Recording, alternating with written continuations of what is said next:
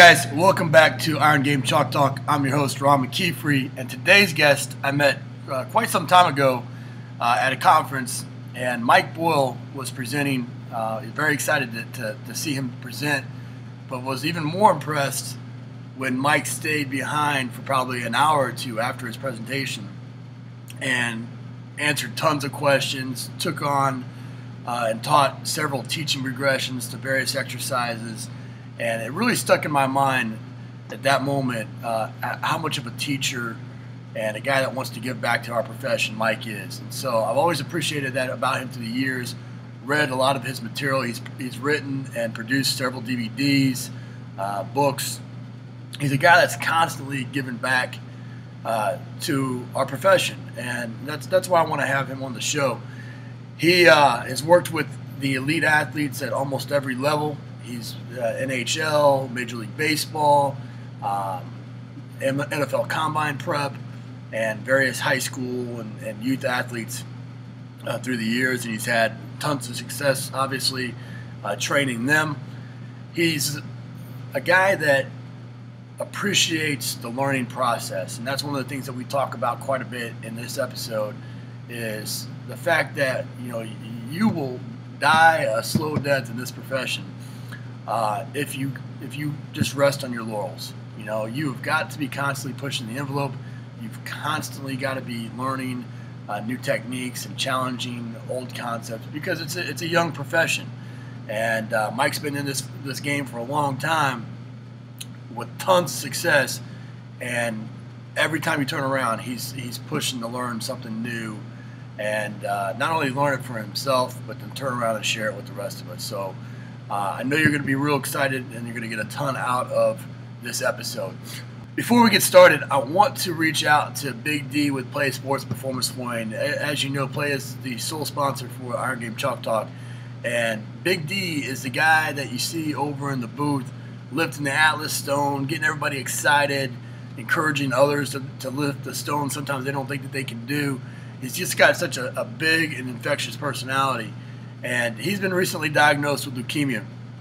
And so I want to take a moment, if you can, please pause the episode, go to the Facebook page, find Big D's page, and please send him a little encouragement. As you know, this profession is challenging, and all the encouragement that you can possibly get, especially in times of need, goes a long, long way. And I know for a fact that this guy cares about strength coaches and would be lifted up by any kind of words of encouragement that you can send his way. So please do that, and take care of our own. So that's what it's all about. So sit back and enjoy this episode. All right, guys, very excited about having Mike Boyle. I've been trying to get Mike on the show for a while. It's just worked out to our schedules are able to match up this week. But, Mike, you've been a guy that's had a tremendous influence on my career, whether or not you've known it or not. We met several years back. I talked your ear off at a clinic, and then, I've read pretty much everything you've put out since then. And so without having ever really interacted much, you've had an impact on my career, and I appreciate that, and I appreciate you being on the show, man. Well, thank you. Thanks for having me. I love doing this stuff, so it's always a good opportunity to be able to teach and talk, so it's fun for me. No doubt. And Mike, how did this all come about for you? What led to you getting in the profession in the first place, and then what's kept you in it for as long as you've been? Well, I can tell you the first thing that led me into it, my father was a coach. My father was a high school phys ed teacher, coached basketball, coached football, eventually became a high school principal. But I sort of grew up as a kid going to practice. I grew up really more with basketball because by the time I was sort of old enough to go with him, he was done with football and he was coaching basketball. Yeah. And so, I'd go to basketball practice and I'd hang around, and we'd go to the games and we'd sit on the bench and, get water and towels, and we were just there. We were in it from the get-go. And then I was lucky enough to realize that at that time I thought I wanted to be a phys ed teacher or maybe an athletic trainer. I didn't really know what I wanted to do, but I went to Springfield College, which is a great school for any of those fields. And by that time I had decided that probably athletic training was going to be the best fit for me, because strength and conditioning literally did not exist. Sure. I went to college, 1977, when I went to Springfield College, people were certainly lifting weights, but they were not strength and conditioning coaches. Boyd Epley was probably just getting established at Nebraska at that time. But for anybody that's read Outliers, I always say when you talk about the outliers moments, the things that happen to you that you don't know at the time. Right. I walked into my dorm, I believe my freshman year, although I'm not 100% sure, and my dorm director was Mike Oyser. Oh, wow. First guy I meet when I walk in the door. I didn't know that. Yeah, and here's a guy who obviously now, for those who don't know who Mike Oyser is, the non-historians in our group, Yeah. Mike more Super Bowl rings than anybody in the history of the National Football League. Dallas Cowboys head strength coach. And now the Dallas Cowboys head strength coach. He's got 6 Super Bowl rings and has probably been to 10 Super Bowls. The other guy who was at school at the same time was Rusty Jones. Rusty was coaching Buffalo Bills. And Rusty has more Super Bowl appearances than anybody but Mike. How about that? They were guys who were just starting to think. Mike was coaching track. He was a track thrower. That was his background. But he had every strength and health, every Ironman, every muscle and fitness, all in boxes in his room. He liked oldies music, 50s music, which I loved. He loved to have a beer, which I loved. And he loved talking about what was strength and conditioning. I think then we just called it lifting. Right. But that was what it was. But I think I kind of parked myself in his room on and off for 2 years. I just sort of went there and talked to him and hung out with his throwers. My training partner was one of his throwers. Got into competitive powerlifting from training with his throwers. And so, as I said, you don't realize that you're literally right there at the moment that all this stuff is getting started. But Sure. I was. I walked out and I went to Boston University as an athletic trainer because, again, there weren't strength and conditioning jobs out there. But I knew in the back of my mind that I wanted to be a strength coach. And after 6 months of athletic training at BU, I just set up shop in the weight room. I resigned my paid position, went in the weight room and kind of was a squatter in the literal sense. That I just took over and I told the coaches, hey, I'm going to be here every day and I'll work with your teams. No money. No one had to pay me. I just went in and parked my ass in there and went to work. Made the basketball coach, talk again, outliers. Rick Pitino was a basketball coach.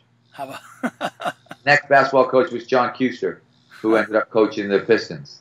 The guy after Steve Clifford was after that, who's coaching the Charlotte Bobcats now, I think. Wow. I mean, and it's just a whole litany of these people that were there. And I talked to Tim Murphy, who's been a football coach at Harvard for a long time, went to Springfield with me, was the offensive line coach then at BU.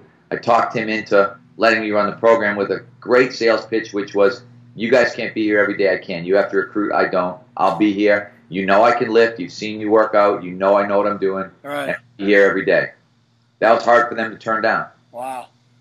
And I just sat down and went to work and started running the program. Well, it's such an important message because, you know, I know you've talked about this in articles that you've written. You know, coaches that come out nowadays, you know, it's that instant gratification, instant, you know, internet success or whatever. They want success immediately, you know, and it's those outlier moments. It's all those points through time that add up, and it's the sacrifice, and it's the hard work, and it's the hours, and it's taking risk that all lead to Mike Boyle becoming a Mike Boyle, or you know, any coach that's had success in this field having success. And so it's an important message that it just doesn't happen overnight.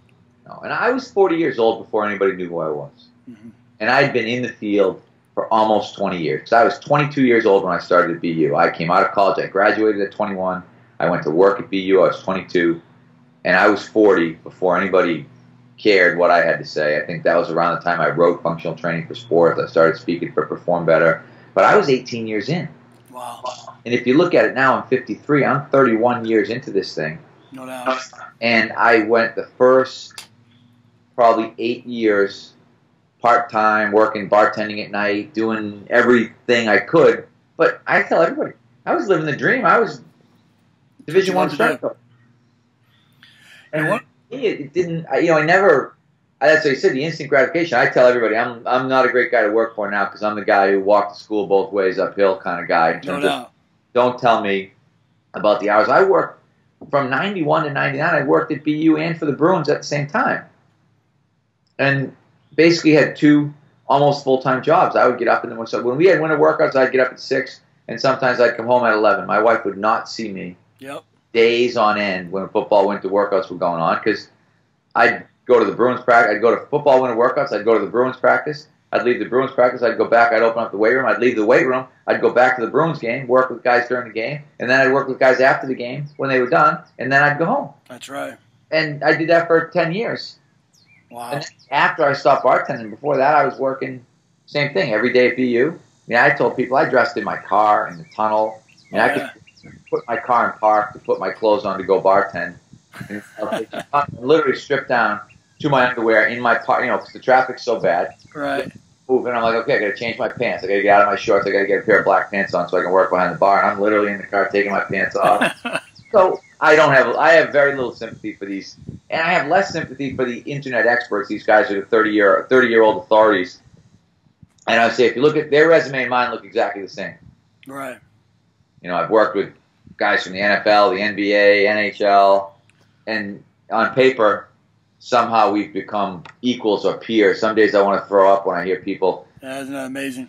Making their list of experts, and they've got these 30-year-old guys who've never accomplished a thing in the field.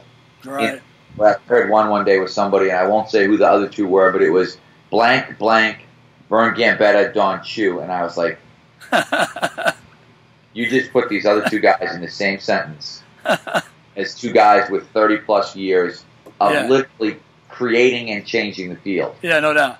And, two kids who were, their most important job they've ever had was as somebody else's GA. Yeah. To get in the same breath as those guys. Well, but that's the world we live in the internet world. No doubt. I agree with you 100%. One of my favorite articles that you've written is, what was it, the 25 mistakes you made in 25 years, one of the main reasons I wanted to have you on the show is I wanted to get your opinion as somebody that's done it. You're doing it currently with the Boston Red Sox. You've done it with the Bruins. You've done it on the private sector. What do you think the state of the union of strength and conditioning is right now as a field, and then where do you see it headed in the next 25 years? In some ways, it's the best it's ever been. Absolutely. And I think that's really good. In other ways, it's the worst it's ever been. So I guess, it's the book quote, it was the best of times, it was the worst of times. And I think that's sort of where we are. It's the worst of times because we realize we've got a lot of phonies out there who have used the internet to create reputations that are undeserved, at least. Sure. Probably unfounded. That's bad. But in the reverse case, we have access to so much more information, so much more material. I think, I look at it, you're in college football has gone backwards in my mind in terms of the guys have gotten younger and the lifting's gotten worse. I think there was a time when the Al Millers and the Johnny Parkers and those guys were really influencing the field, that football training was getting better. Mm-hmm. I think we've slid back to the meathead phase of hire some 25-year-old guy who'll get after him. That's the big thing here. I need a guy that'll get after the guys. Right. So that means someone who'll yell.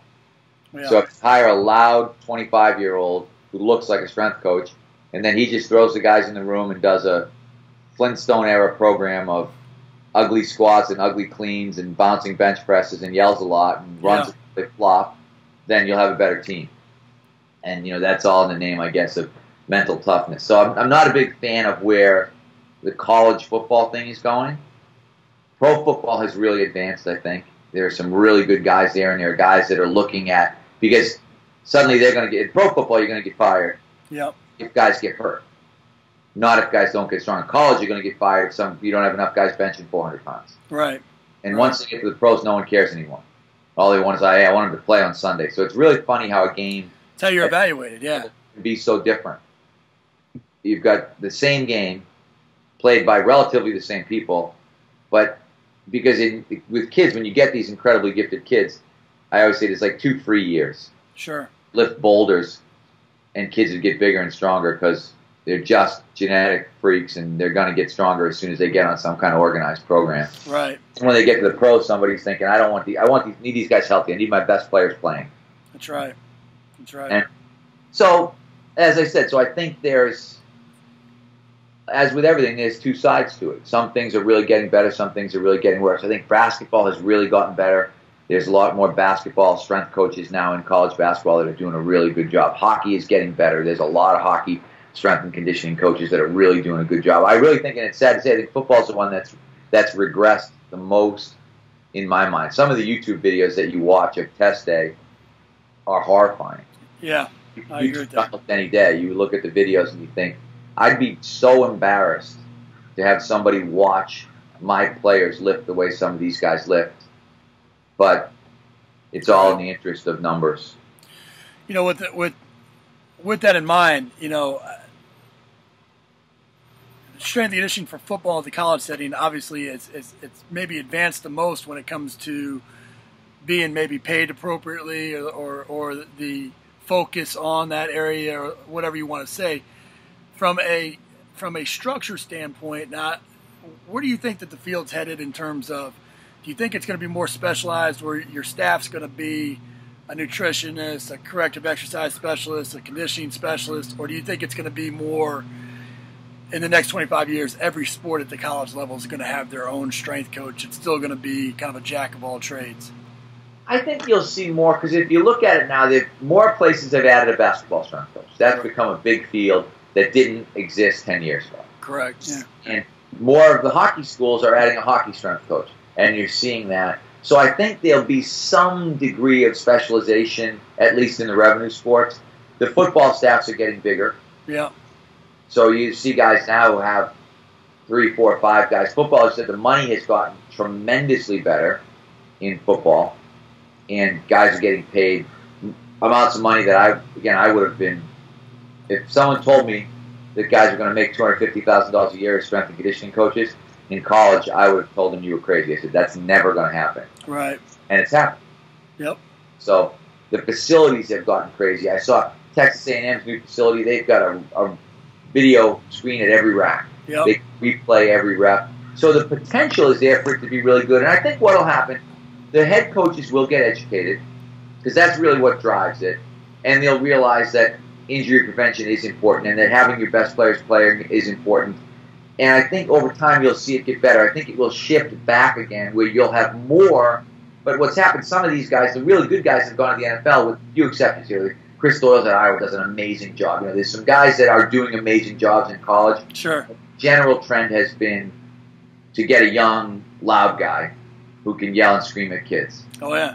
And so I think you'll see that trend away. I think people will start to go for a more mature coach who's been around a little bit and who understands and will realize that it's not the number of 400 benchers or the number of 500 squatters or the number of guys that clean 300. It's about can guys run and jump. Because ultimately what we've gotten screwed up on is that strength training is a means to an end, not a means unto itself. College football believes that strength training is a means unto itself, that college football strength training is to get players to lift more weight. Right. You can statistically say, I have more 400 benchers than you, so I should beat you. Sure. The reality of the situation is that if you have better players, you will probably beat that other team regardless of what you're doing in the weight room. No doubt. But if you can combine the two, if you can get really good strength and conditioning, and that's what I would say, if you look at Mike Woysick or Johnny Parker or Al Miller, I wrote an article one time, and if you looked at the Super Bowls probably from 80 to 2000, Mike Woysick, Rusty Jones, Al Miller, and Johnny Parker were in more than half of them. Yep. And I can't think of the I wrote it on strengthcoach.com, and I think it was called In Defense of the Strength and Conditioning Coach or something like that. But it was that 4 guys between them had something like 24 Super Bowl appearances, maybe more. 4 guys. Right. And so it was called The Importance of the Strength and Conditioning Coach. And I said, these guys are really important. If you get the right guy, it can really help you win. Right. Well, those guys, you know what I mean? So when you look at, and those guys, you know, again, Mike, you know, everybody had a different way of doing things, but they were all really good coaches. Right, right. And I've been able to spend time with everybody except Al Miller, and someday I hope he's back in it, so I'm hoping I'll get a chance to go and spend a day with him. That's one of the things kind of on my bucket list, wish list. He's great. I spent a lot of time around Johnny Parker. I obviously spent a ton of time with Mike Woysick. I've spent a lot of time with Rusty, and I spent a lot of time with Al Vermeil. So I've been able to be around some of these guys and see Well, the great thing about all four of those guys is they're humble, you know, they're lifelong learners, you know, and they and they'll tell you that it's a you know, it's a team approach. It's the coaches, it's the players, it's everybody contributing to that, not just them. And that's where I think we've gotten to this point where all of a sudden it's my program. That's the reason why we're winning. Well, anytime you get into that, when you're not winning, you know, you're out the door, or you're, you know, it's or you know, it's not about you. Not in this field. I don't believe that. No, it's about, it really is. I always tell everybody, in strength and conditioning, you are as good as who you work for. I agree with that. Or who you work with. Because if you work for somebody who does not allow you to do your job, it doesn't matter how good the players are. That's right. I've seen that because I went through, when I was in the NHL, I went through either 5 or 6 head coaches. At Boston University, I went through a bunch of head coaches in football. I went through a bunch of head coaches in basketball. And in hockey, we had one head coach the whole time I was there, a guy named Jack Parker, who happens to be, he is the winningest coach in one sport at one school in the history of the NCAA. He's won 900 games, and all of them are 899, I think, all at BU. Something to be said for that, isn't there? Yeah, and he let me do my job. He was real simple. Mike's in charge. You do what Mike says. If you don't do what Mike says, think about transferring. Sure. He would tell you tomorrow, I don't know a lot about strength and conditioning. The guys that kill you are the guys who think they know something. The guys who go to the clinic and listen to one of these pseudo-experts spout off. Because, again, you know, guys go to clinics, they lie. Right. Guys flat out lie. I mean, I can't tell you the number of instances I've seen of what I would consider outright fraudulent numbers where I've had coaches come to me and say, well, this school has 35 guys that bench 400 pounds. Yep. I said, well, either that's a lie or they have a really big drug problem at that school. I'd like to go watch testing. And then I watch testing, and you see the like 2-man bench press. You see spotters. You see bounces, arches. You see all kinds of crap. Or you watch them at the combine where they're a 500-pound bench presser, but they're doing 225 5 times. Yeah, exactly. You know, and if you're a 500-pound bench presser, you better be able to hit 30 with no trouble at all. I hear you. And you shouldn't be bouncing or arching to do it. Well, you know, one of the things that I've noticed about the NFL, I mean, I started in the NFL. It's been a while, and I'm back there now, and it's definitely, you're dealing with a more informed consumer.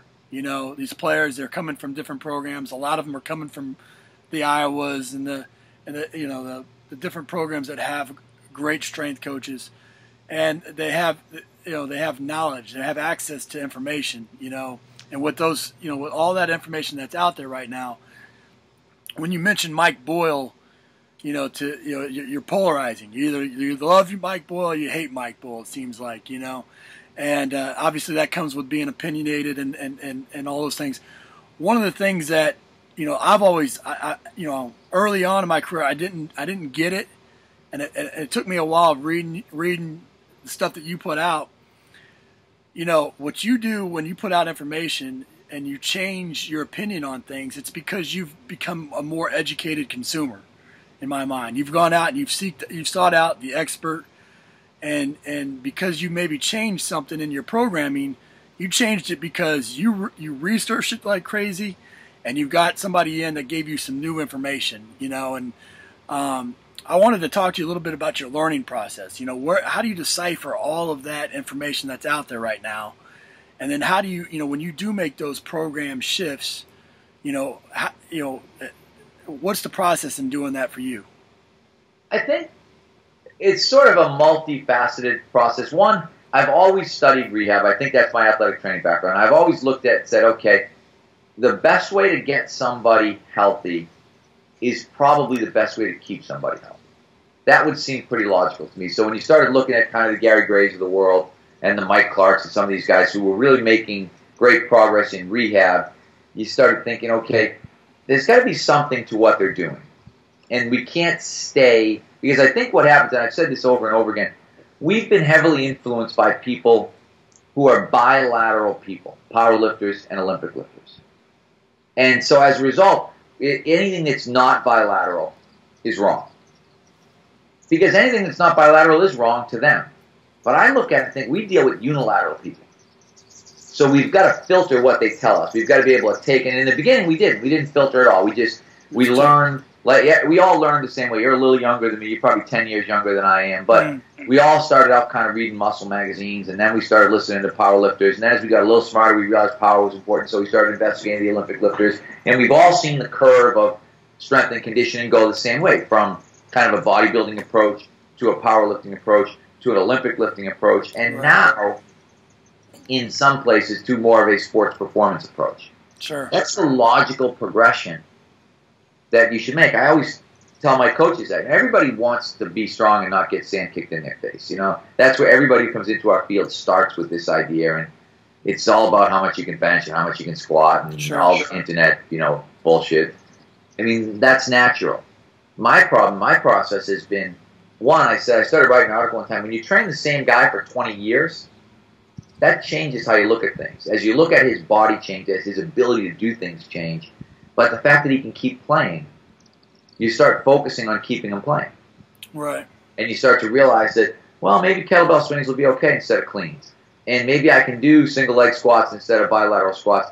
Mainly in a lot of ways because guys didn't tolerate the stuff anymore. Right. They had enough injuries. Because I can tell you, you know yourself in the NFL, when I started saying to guys, I'm not going to make you clean from the floor anymore. I'm not going to make you do heavy back squats. Man, guys high-five you. They like pick you up and hug you thinking, oh, it's like getting out of jail. Like I got out of prison. You know, I'm out of the meathead world I was raised in, and someone now is going to treat me like an athlete. Right. And I don't have any problem with guys. It's funny. My athletes don't have any problem with the way I coach because they get better. They make money. Everything's good. Yep. The people who have a problem with me are almost always exclusively people who don't know me and have never spoken to me. You would find, and I think I could say this right across the board, the people who are my biggest critics have not had a 5-second conversation with me. Sure. The people who are my biggest supporters probably grew up around me. You look at a guy like Chris Doyle. I coached Chris as a player. I knew Chris as a high school recruit. He was already lifting. He had a power rack in his basement coming out of high school. And he was already reading. He had already read articles I wrote in Powerlifting USA before he ever came to Boston University. I worked with him after he got hurt. I worked with him when he was a football coach who went into strength and conditioning. And I kind of talked him into and through that process. Wow.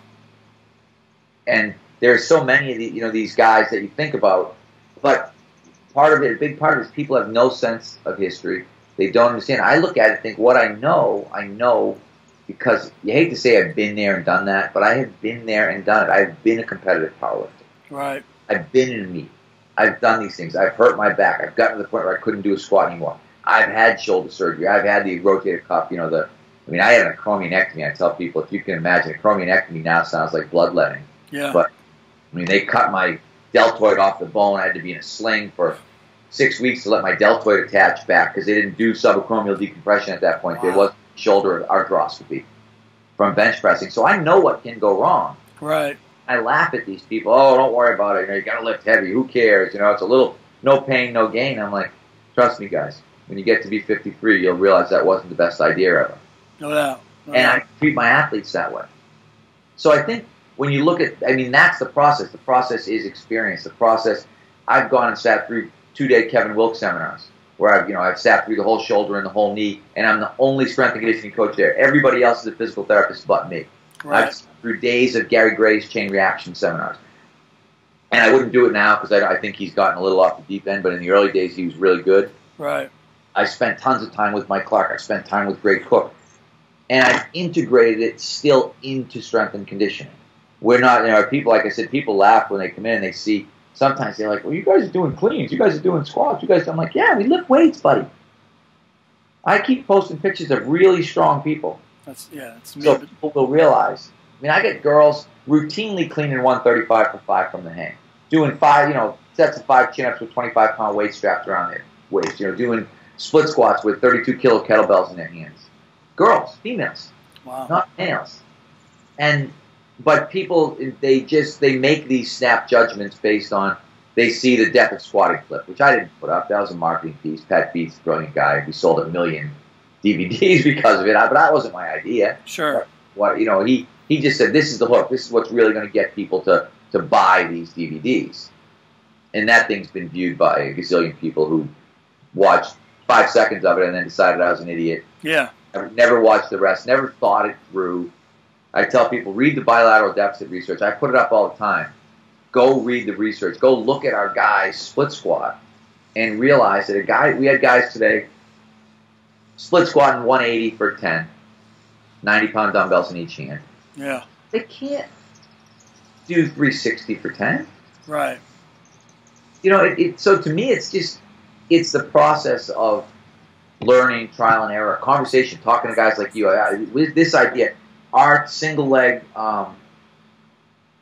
work, I can remember talking to Jeff Oliver, who's at Holy Cross, who was another one of my GAs, and saying to me, do you think you'll ever get to the point where you just don't squat anymore?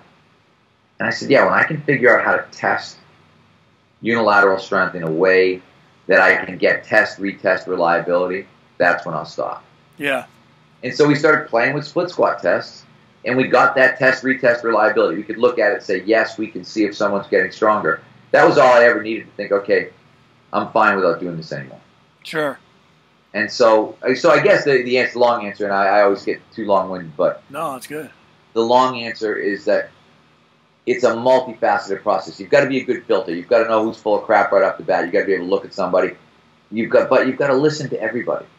Martin Rooney said something really good at a seminar one time where he said, don't read only what you believe and don't believe only what you read. And it's really true. I mean, I've read Robert stuff. I've read Braun. Ken Leistner was a big influence on me early on. I would call myself a hit powerlifter. Really? I've always been a very big, low-volume guy. I've never been influenced. At some points, I kind of swung towards the Poliquin side of trying to do more volume. And we failed miserably. Right. And we went back to the Ken Leistner side of one balls-out heavy set with a lot of warm-ups. So, like for me, when I squatted, if I was going to do 405 for 10, I did 135 for 5, I did 225 for 3, I did 315 for 1, and then I put 405 on and I went for it. Boom. That's right. As hard as I could go. And then I was done. I didn't worry about doing 395 for 10. Yeah. I was like, I'm done, see you later. And that's influenced a lot of what we've done. So when you think about all these guys during the course of your life, reading Powerlifting USA in the 70s, and reading the Steel Tip, getting the Steel Tip newsletters from Ken, and strangely, Ken and Chris Doyle crossed paths. Right. Because Ken's wife is an Iowa alum. You could go and stay with Ken, and you realize, I always said, good people find each other. I found Johnny Parker. Right. I went to Patriots to see him.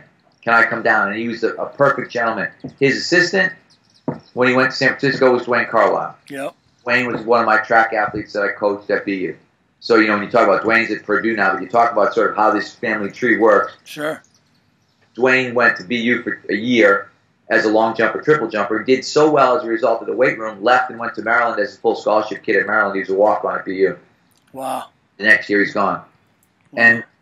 And these are guys, that are out making their own mark in the field as part of this kind of extended family, much like probably the one you're from, the guys that are from Nebraska. They're different guys, John Stuckey's guys. You can almost find, Al Vermeil's guys. Al's tree has spread. I've hired some of Al's younger guys. Yep.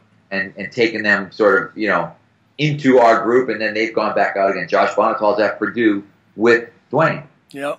Great kid. Worked for Eric at the Bulls after Al was gone. So it's a matter of, I guess the point is filtering, knowing who the good information sources are. I latched on to Al's stuff early before I ever met Al, but then I made a point. I contacted Al. Come out and speak at my place. Spend a day. Well, I think... Sit in the house. You know what I mean? Like, these are all the things that I did to make myself better. Right. I just kept finding who the good people were and going to them. I went and met Mark Verstegen years ago. Became one of my best friends.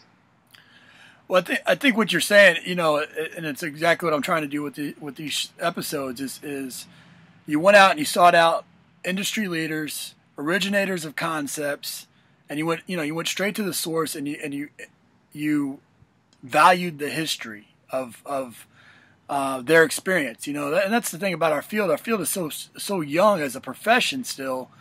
That experience is still the key. There's still not a degree in strength and conditioning. There's, all these different emphasis and things like that in these programs, but there's still not a degree, and so experience still weighs out.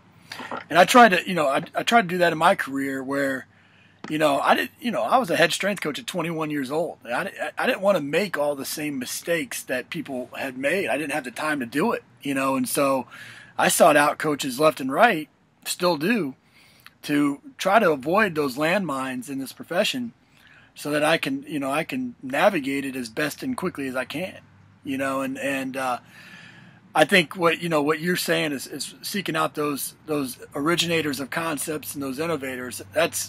That's the key, in my opinion. And going right behind the curtain with them. Yeah. So I went to IPI to see Mark Verstegen and watch him coach. Yeah, watch him train. I watched him coach for a couple hours and said, this guy's the real deal. He's 30 years old. He's 10 years younger than me. He's legit. Yeah. Because I saw him there with his athletes. And that's why I laugh. The internet now, it's like you've got these guys talking about all the people that they train. I'm like, where are the people? Sure. You get guys making videos talking about they train MMA fighters, and they've got some 50-year-old woman demoing the exercise. I'm like, if you train MMA fighters, you'd have some to demo the exercises. You wouldn't need some 50-year-old lady. No doubt. Yet people think these guys have created this persona. And my whole thing is, and guys get mad at me because they say, oh, you're the big basher of the internet people. I'm like, yeah, I'm one of them. Right. But you can come to the gym and watch me coach. You can see my athletes. They're there. They exist. My gym exists. The people exist, and that's what I wanted to see.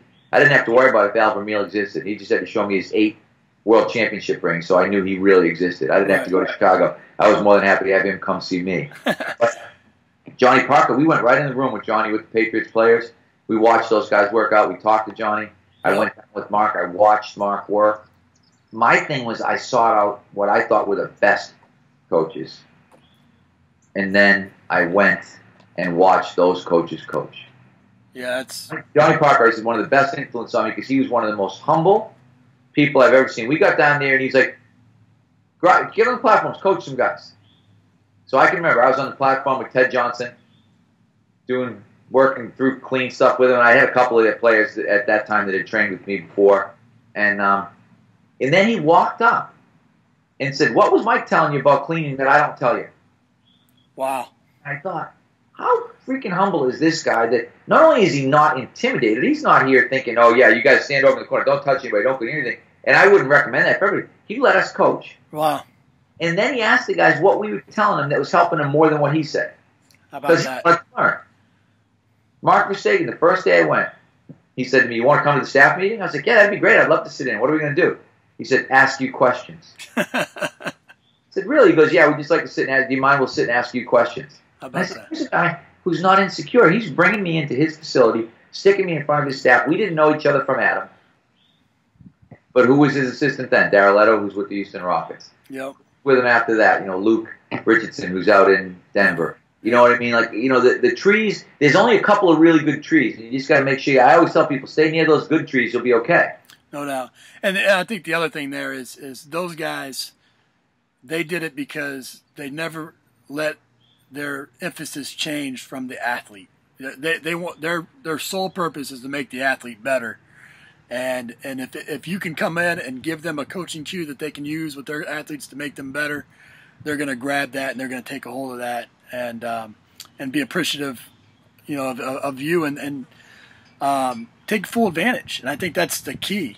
I tell people that all the time. I come back from the center. My guys don't know who I talk to. Right. They only know that I'm helping them get better. I'm not worried about people like, oh, I'm worried about what my guy's going to think. I'm like, you guys are going to think you're trying to get better. That's right. And they'll think more of you. No doubt. Not less of you, but they're so worried. What if I change something? I always tell people, I'm changing something because it's better. Yeah. Yeah. I always tell everybody, that's when someone says, the best way to work out? I'm like, yep, the way we did it today. Because if there was anything I thought we could do better than what we did today, we would have done it today. I would have changed it. That's good. That's good. Well, man, I know you got to get going. There's a couple quick things I want to hit you with before you go. Is there a book that you recommend? Obviously, I'm going to link up all your books and all your stuff, but is there a book that you think that every strength coach should read? And then maybe an app recommendation, something that maybe you're using with your athletes? I'd say there's 2 things that everybody should read. How to Win Friends and Influence People. Dale Carnegie. Dale Carnegie, one of the most fundamental books. Everybody should read it regardless of what they do for a living. Awesome book. Stephen Covey's 7 Habits of Highly Effective People. Same thing. Everybody who wants to be good at anything should start with those 2 books. Yeah, they're great. Talk about apps. You know what I'm going to do? I'm going to look at my phone so I can think of the name of it. It's an interval timer. Okay. It's really, really good, and it is called Bleep Test. BLEEP. I really like Bleep Test. It's basically your beep test app, but you can put it on your phone. You can plug your iPhone right in. You get your beep test on your phone. Oh. Which is really, really cool. And then the other one is Workout Muse Pro. I love Workout Muse Pro because you can put your own music in. The old Workout Muse, you got kind of elevator music with it. Yeah. Workout Muse Pro, you can go in and select a playlist off your own phone. Yeah, my wife has that. You can have the timer, and we use it for stretching. We use it for all kinds of stuff. That's great. We've got smaller groups because it's like having another coach. Because when we do circuits, I put the Workout Muse on, 30 seconds on, 30 seconds off, whatever we're doing. You can set anything you want. Those are 2, I think, great ones that everybody should have. Is there a quote that you live by, or a quote that you got plastered in your gym that you think athletes should live by? It doesn't take 1 ounce of talent to get in great shape. That's my favorite. Because in our business, one of the things you realize is that talent is inversely proportional to work habits. Yeah. You've been at those places. When you go to the most talented guy at Tennessee was probably the worst worker. And the hardest worker at Tennessee was probably the least talented guy. There will be people that screw that up. Yeah, there's always outliers.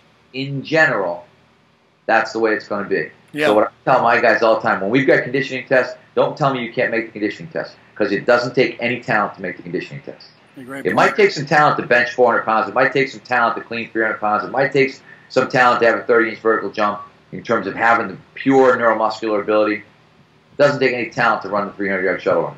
Yeah, it's a great It takes a guy who's willing to grind. No doubt. No doubt.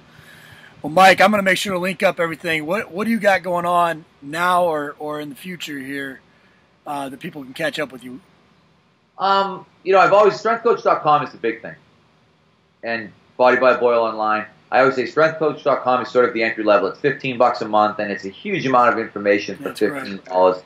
Body by Boyle online is probably $39 a month, but it's literally all of our programming. We've got, I think on that site, we've got almost 200 hours of lectures. Dan John, Sue Falsoni, Charlie Weingraf, all these, every in-service that we've ever had done at our place, we videoed on there. We video every staff meeting that we do.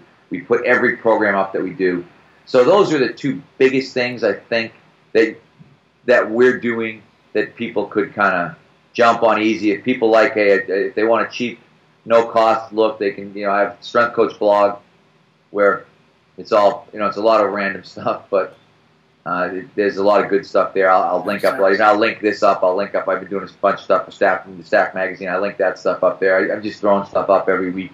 To keep people kind of abreast of what's going on. But those would probably be the big 3. And then there's obviously Perform Better has product. We've got Functional Strength Coach 1 through 4 and books and DVDs. And there's really too much stuff out there to mention. I think if somebody looked through the Perform Better site, they'd find something. That evolution of a strength coach talk that I did, which is based on 25 mistakes, a success secrets one that I did 2 years ago that I think is really good. Right. From a straight coaching standpoint, and there's ACL prevention, there's plyos, there's foam rolling. We've put a lot of stuff up over the last, 10 years. Well, that's what that's the thing that I've always respected the most about you, Mike, is that you're a guy that you're transparent. You're going to tell you're going to tell people what you think. It's going to be backed up with 100% research and practical experience, and you're going to share it. And not a lot of coaches will do that. Not a lot of coaches will put themselves out there. So I know that for me, every time I've contacted you, you've gotten right back to me, and you've given me great advice throughout my coaching career. And I know you do the same because I see you all over the place, writing and sharing on social media and things like that. So I just want to thank you for all that you do for our field, and appreciate you being on the show, man. Well, thank you very much. Thanks for having me. Like I said, I could do this all day. All right, buddy. We'll talk to you later, man. All right, thanks. Okay, guys, before we let you go, I want to make sure that you know that all the links that we mentioned in the episode are down below in the show notes. Make sure you check that out. If you're listening to it on YouTube or in the car or something along those lines and you don't have access, make sure you go to ronmckeefery.com click on the Iron Game Chalk Talk episodes, find Mike Boyle, and on all the show notes, we'll have all the links that we mentioned. So check it out there. In that is strengthcoach.com. Highly recommend strengthcoach.com. Been a member of it for quite some time. Great content. On it quite a bit. Well worth the money. Very cheap, but over-delivers on content. So I can't recommend that enough. Make sure you go to strengthcoach.com, click the link below, and sign up for that. Also want you to go to my Facebook page, just Ron McKeefery on Facebook, and leave me some comments as to what you liked most about this episode or what you'd like to see in future episodes. Love hearing from you guys. Want to make this the best show possible for everybody involved. So I highly encourage you to go to the Facebook page and let me know your comments. So have a great week. We'll see you next week with a new episode of Iron Game Chalk Talk. Take care.